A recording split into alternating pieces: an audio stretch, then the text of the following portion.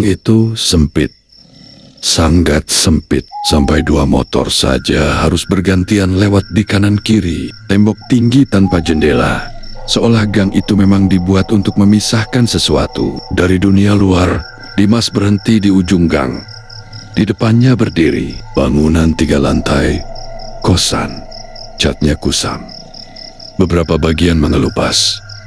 Dan yang paling aneh, tidak ada satupun tulisan nama. Gerbang besinya berkarat, saat dibuka berbunyi panjang. Krik. Suara itu terlalu keras untuk gang yang sesunyi itu. Dimas masuk. Langkahnya terasa berat, seperti ada yang memperhatikan.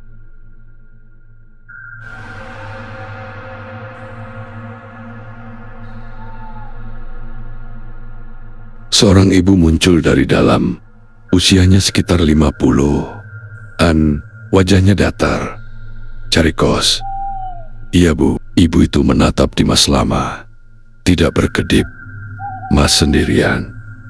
Iya, jawaban itu membuat ibu itu tersenyum tipis. Ada kamar, di lantai 3. Kenapa di atas bu? Ibu itu tidak langsung menjawab. Yang penting, murah. Dimas mengangguk. Dia tidak punya banyak pilihan. Ya sudah bu, saya ambil. Ibu itu menyerahkan kunci nomor ke-13.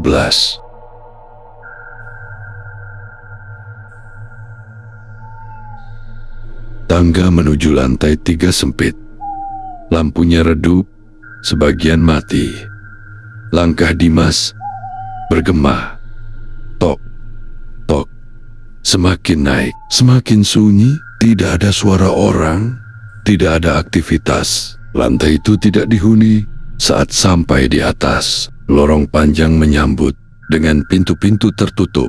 Beberapa terlihat berdebu, seperti lama tidak dibuka. Kamar tray ada di ujung. Di sebelahnya, kamar 12. Saat melewatinya, Dimas berhenti. Dia yakin ada yang melihat dari dalam, padahal pintunya tertutup rapat.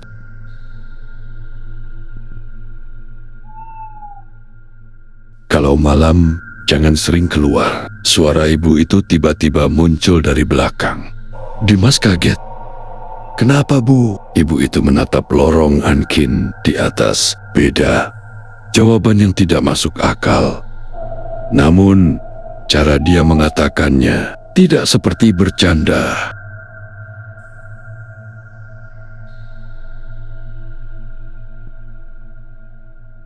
Jam menunjukkan 01,13. Dimas terbangun karena suara srek-srek, seperti sesuatu diseret. Dari luar kamar, dia duduk, menahan napas. Suara itu mendekat, berhenti tepat di depan pintu.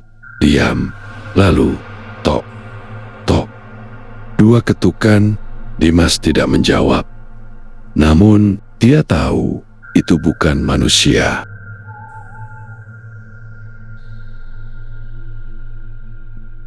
Keesokan harinya, Dimas turun. Suasana normal. Namun saat dia menyebut lantai 3, semua orang diam. Mas tinggal di atas? Iya. Sendirian? Iya. Mereka saling pandang, seolah tidak ingin mengatakan sesuatu. Malam kedua, suara berubah. Bukan lagi langkah, tapi tangisan perempuan. Pelan, teluk. Dimas mendekat ke dinding. Suara itu sangat dekat, seperti di kamar sebelah. Jangan pernah jawab, seorang penghuni berkata. Kalau jawab, kamu dianggap lihat. Kalau sudah lihat, dia berhenti. Sudah telat. Malam ketiga, pintu terbuka sendiri, padahal terkunci. Dan dari celah itu, gelap. Tapi bukan gelap biasa. Seperti ada sesuatu di baliknya.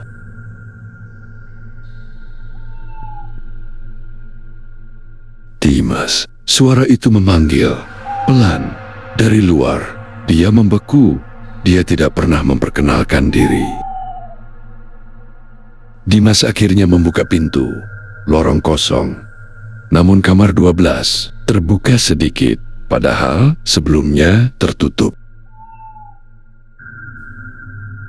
Dia mengintip dan melihat perempuan itu duduk di lantai, menangis, perlahan menoleh, wajahnya rusak dan tersenyum. "Mas, masuk." Suaranya berubah dalam tidak manusiawi. Dimas mundur, namun lorong terasa memanjang. Tidak ada tangga, tidak ada jalan keluar. Perempuan itu berdiri. "Kamu cocok." Keesokan harinya, Dimas tidak ada. Namun, suara di kamar 12 bertambah. Orang baru datang, masuk kamar 13, malam pertama. Tok, tok, dan suara, "Mas, tolong."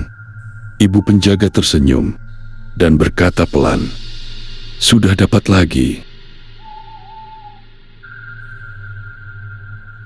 Kosan itu tidak pernah benar-benar kosong, karena selalu ada yang menggantikan.